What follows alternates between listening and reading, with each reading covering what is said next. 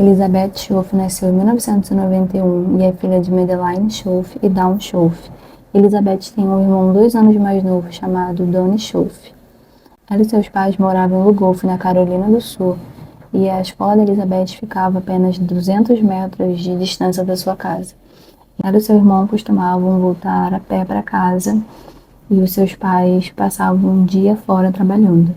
Então, quando eles chegavam da escola, eles deveriam trancar a porta e fazer as suas tarefas. Então, assim que desse o horário que eles deviam estar em casa, a mãe de Elizabeth ligava para poder falar com os filhos, ver se eles estavam bem.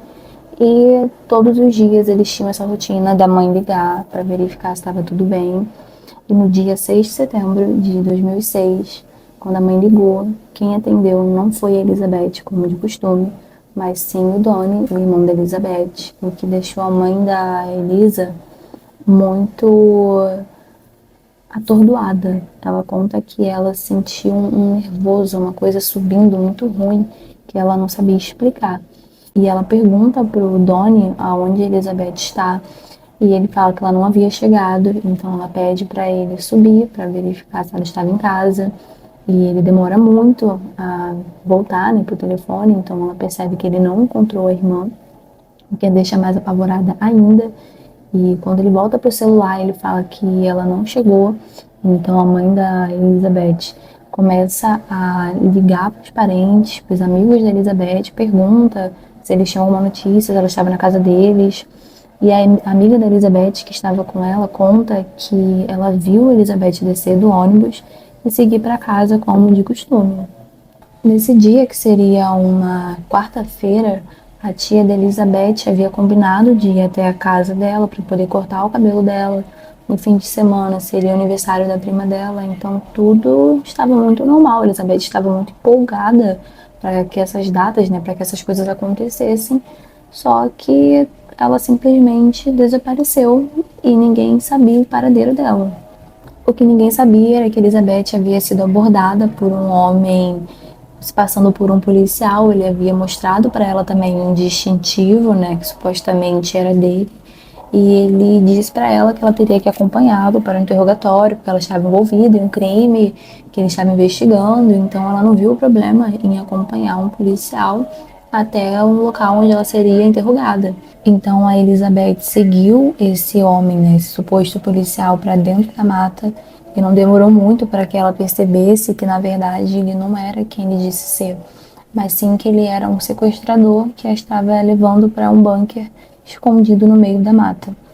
Então ele prendeu a Elizabeth e ficou claro para ela do que se tratava aquilo, né? E esse bunker, ele era muito pequeno, a iluminação era precária, a parede dele era feita por madeiras, ele tinha cheiro de mofo e tinha um colchão velho no canto. Então, o Vincent Fillay, que seria esse sequestrador, ele diz para Elizabeth que se ela tentasse fugir, daria tudo errado, que a fuga dela seria fatal, porque o local estava cercado por explosivos armados e que assim que ela tentasse fugir, quando ela colocasse os pés para fora, tudo explodiria e ela morreria. O Vincent nasceu em 1969 e ele não era um criminoso qualquer. Ele já tinha históricos de ser uma pessoa com comportamentos perturbadores e manipuladora. Ele havia sido preso na juventude por crimes sexuais, por abuso infantil. Porém, ele cumpriu apenas metade da pena dele e foi solto. Mas o comportamento dele não mudou. Ele continuou sendo uma pessoa muito maldosa, né? Ele usou de identidades falsas, se escondeu em comunidades pequenas, assim como Lugoff, onde Elizabeth morava, e ele a todo momento manteve a postura dele de ser um predador, uma pessoa ruim e que tinha intenções ruins com outras pessoas, sabe?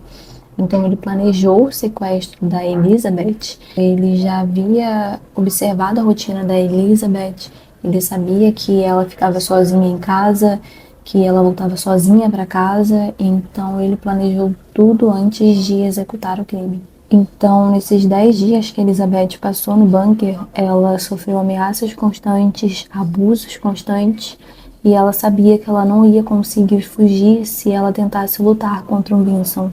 Então ela começou de maneira inteligente a fingir que ela gostava dele, que ela estava começando a ter um afeto por ele, começava a tratar ele bem. Então ela foi ganhando a confiança dele, ele começou a retribuir esse carinho, esse afeto por ela. E claro que obviamente ela se sentia enojada por dentro, mas ela sabia que aquilo ali era muito importante para manter até mesmo a segurança dela, para que ele não fizesse mal a ela. Ela diz que conforme ela começou a ser mais afetuosa com ele, mais carinhosa, as agressões eram menores. Então ele começou a maneirar um pouco a forma de tratamento que ela tinha ali. Então ela começou a memorizar o que tinha ao entorno da floresta, sabe? O cheiro da floresta, o tipo de vegetação, o som que vinha das estradas. E tudo isso ela foi mandando para a família dela de forma discreta por meio de mensagens que, graças à confiança que ela conseguiu ganhar do Vincent, ele permitia que ela mandasse essas mensagens e ela discretamente encaminhava para a mãe. Ela chegou a mandar uma mensagem para a mãe dela falando que o lugar que ela estava tinha explosivos e que era muito perigoso. Então ela conseguiu, a partir da confiança que ela ganhou dele, manter contato com a família de certa forma e dar pistas de onde ela podia ser encontrada. Então a busca pela Elizabeth estava intensificada, as pessoas que ficaram sabendo, começaram a ajudar a família também a buscar pela Elizabeth, e a polícia analisou cada pista que ela dava, cada detalhe fornecido pelas mensagens. E a Elizabeth, quando ela conseguia sair do bunker, né, conforme ela ganhava a confiança do Vincent, ele permitia que ela saísse um pouco durante o dia. Então ela soltava uns fios do cabelo dela pela floresta para que os cachorros farejadores conseguissem localizar ela através do cheiro dela. Até que a polícia encontrou algo muito suspeito no meio da floresta, né? Então tinham folhas empilhadas sobre um ponto que afundava com o peso dos policiais. E foi aí que eles descobriram que havia um bunker camuflado na floresta. Quando os policiais abriram aquele bunker e adentraram, eles encontraram Elizabeth muito assustada, muito abalada, mas ela estava consciente, ela sabia o que estava acontecendo e ela se sentiu muito aliviada por finalmente ter sido salva, né? Ter sido resgatada daquele lugar horrível, daquela situação que ela estava. Então, foi um alívio saber que ela estaria de volta para a família dela, que ela voltaria a ver os pais e o irmão dela. E o Vincent tentou fugir, porém ele rapidamente foi capturado e ele foi condenado a cumprir 421 anos de prisão por sequestro, abuso sexual e posse de explosivos, mas ele veio a óbito em 2021. Após ser resgatada no dia 16 de setembro de 2006, a Elizabeth precisou enfrentar um caminho muito longo para sua recuperação. Os dias de cativeiro deixaram nela umas cicatrizes profundas, né, sobre o ocorrido. Então ela teve transtorno de estresse pós-traumático, ansiedade, depressão.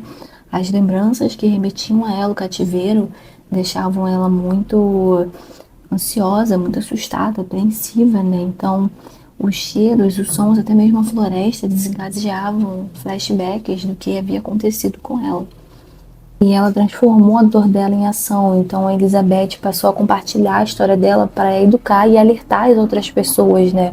Então ela foi a palestras em escolas, em eventos comunitários, abordando temas como segurança pessoal e prevenção de sequestros. Então Elizabeth não é só uma sobrevivente, mas ela também é um símbolo de força, um símbolo de coragem, por ter lidado com aquilo tudo sozinha e por ter tido tanto autocontrole para lidar com aquela situação e conseguir escapar dela.